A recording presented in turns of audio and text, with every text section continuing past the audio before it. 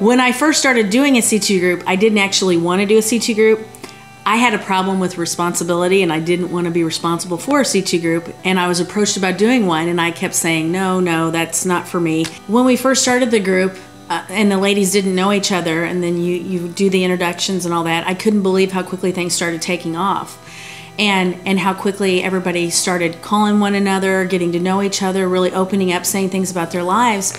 And what was amazing to me was when I started doing the group, I started doing the group because I thought I was helping them out, but it was amazing how much growth I had and how connected I felt to them, and how, when Jesus tells us we should love one another, you don't really get that unless you're actually doing something for someone else. I wanted to get more involved in the church, and I didn't necessarily know how to do it, So I figured, well, if I'm in a group, I'll at least meet some people, you know what I mean? It's like a great opportunity to open up with people, to feel comfortable around people, because everyone needs somebody to talk to.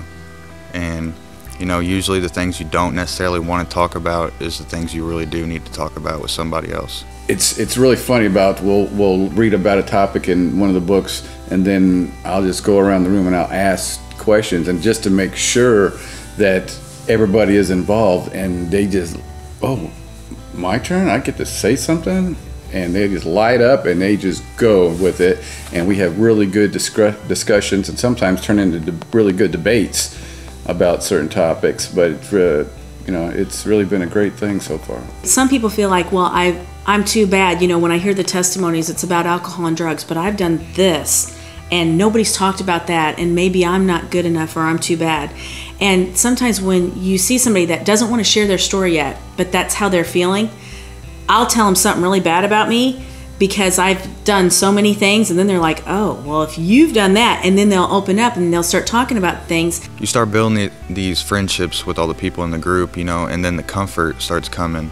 So then you're not holding nothing back, you trust these men, you trust these women, because they're just there to help you, And when I first got in a group, my mind told me, I don't want to say anything because they don't understand, or they don't know what I'm going through, or they're going to think I'm crazy, and everyone says, you're your own worst enemy. What happens in Vegas stays in Vegas? The group, C2 group. I know, I thought he said the whole... Yeah. Unless I misunderstood. If they know that what is said in our confidence is not going any further, and then eventually, it's not going to start going around the church, that's not going to happen.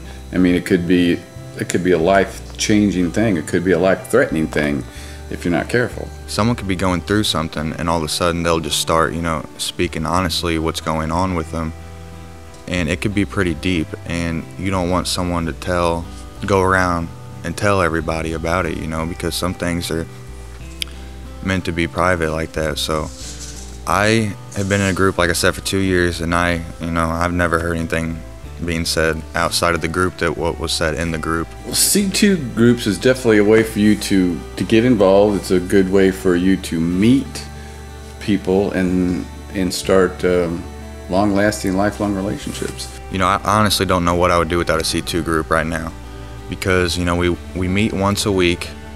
There's always something going on in my head that I need to talk to somebody about, and it's a perfect opportunity to let go of whatever I'm holding on to, sharing it with someone else, and just praying about it, having people pray for me. And if you just make that one step where all of a sudden you're there, then we can take it from there, because we don't expect anybody to come into the group and have to carry their weight. We'll help you until all of a sudden you rise up and you can help somebody else.